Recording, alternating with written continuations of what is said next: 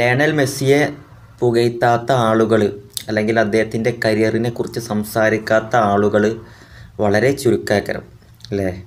കാരണം മെസ്സിയുമായി മറ്റുള്ള താരങ്ങളെ കമ്പയർ ചെയ്യുമ്പോൾ, അല്ലെങ്കിൽ മെസ്സിയെക്കുറിച്ച് ഏതെങ്കിലും താരം സംസാരിക്കുമ്പോൾ, അത് ഫുട്ബോളിലേക്ക് ഇപ്പോൾ കടന്നു വരുന്ന താരങ്ങളായിക്കോട്ടെ, പുതുമുഖങ്ങളായിക്കോട്ടെ, അല്ലെങ്കിൽ വിരമിച്ചു പോയ താരങ്ങളായിക്കോട്ടെ, അല്ലെങ്കിൽ മെസ്സിൻ്റെ ഒക്കെ കൂടെ ഒരു വട്ടമെങ്കിലും കളിക്കാൻ കഴിഞ്ഞിട്ടുള്ള താരങ്ങളായിക്കോട്ടെ, പരിശീലകരായിക്കോട്ടെ, ആരോ ആയിക്കോട്ടെ, ഫുട്ബോളുമായി ബന്ധപ്പെട്ടുള്ള മേഖലയിലുള്ള ആരോ ആയിക്കോട്ടെ, മെസ്സിൻ്റെ കാര്യത്തിൽ സംസാരിക്കാൻ അല്ലെങ്കിൽ മെസ്സിയെ പുകഴ്ത്താൻ 100 നാവാണ് എല്ലാവർക്കും.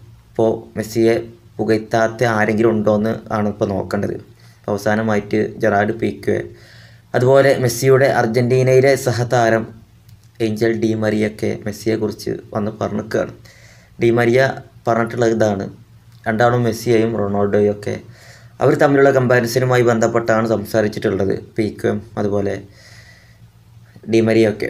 ഡിമരി പറഞ്ഞിട്ടുള്ളത് ഇതാണ്: ക്രിസ്ത്യാനോ റൊണാൾഡോയും ലയണൽ മെസ്സിയൊക്കെ ചരിത്രത്തിലെ ഏറ്റവും മികച്ച രണ്ട് താരങ്ങളാണ്.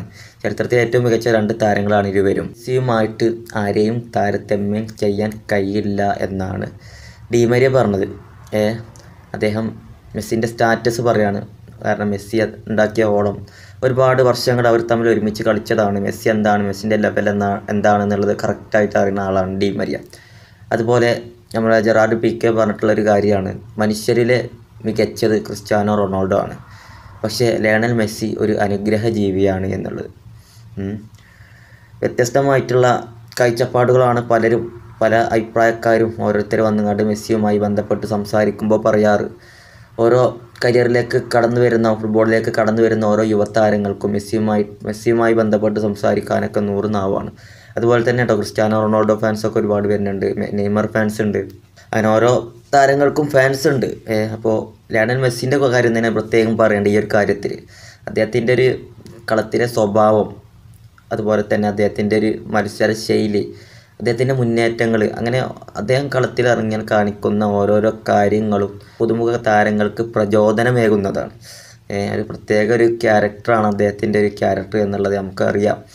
അതുകൊണ്ട് തന്നെയാണ് അദ്ദേഹത്തിന് പല നേട്ടങ്ങളും ഫുട്ബോളിൽ നേടാൻ കഴിഞ്ഞതും, നേടാൻ കഴിയാത്ത ഇൻ്റർനാഷണൽ ട്രോഫി അവസാന ഘട്ടത്തിൽ 3-4 പ്രാവശ്യം കണ്ടിന്യൂസ് ആയിട്ടുള്ള ഇയറിൽ നേടാൻ കഴിഞ്ഞതൊക്കെ അല്ലേ?